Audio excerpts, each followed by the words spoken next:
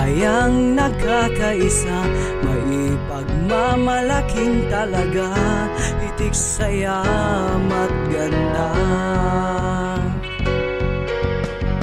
Pinagpalang nakakahalina, dating barangay, ngayon'y bayan ng magsaysay.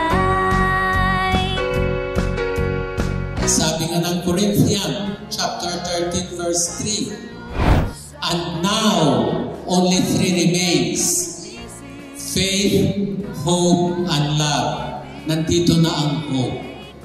Ang faith, iiwanan namin sa inyo. Ang love, galing po sa aming lahat nila mayor, nila congressman, ng hope, ng buong sangguniang bayan. Tayo na't sumabay, bayan ng magsaysay.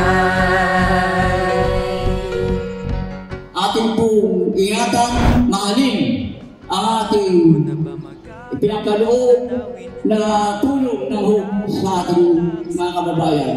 And we hope na mapalakas ang inyong financial literacy. Sana makuha natin yung values ng pag-ipon, kung paano paghalagahan natin yung kitang pera, at the same time, kung paano natin mas mapalago pa yung ibinigay sa ating oportunidad. Parang may special celebration compared sa mga nagdaang taon. So ngayon, tinayin natin how special you are today. Sa tulong ng iba't ibang instrumento ng Panginoon, tayo po ay mapagkakalooban ng isang pangkabuhayan.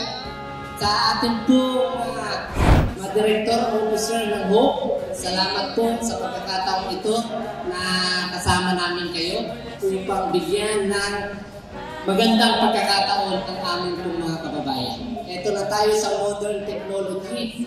Ito na po yung tamang pagkakataon na may focus natin ang paggamit po ng ating pong mga cellphone sa paghahanap buhay.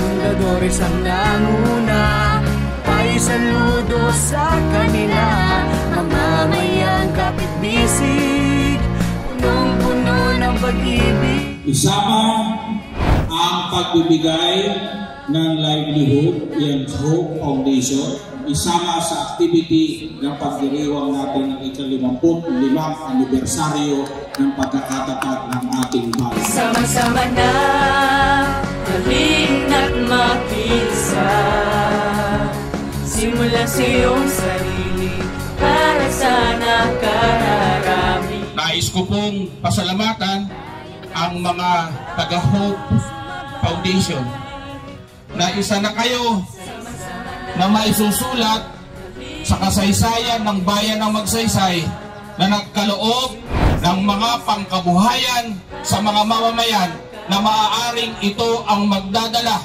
ng mas maunlad na buhay para sa mga mamamayan ng bayan ng Magsaysay. Maraming salamat po sa inyo.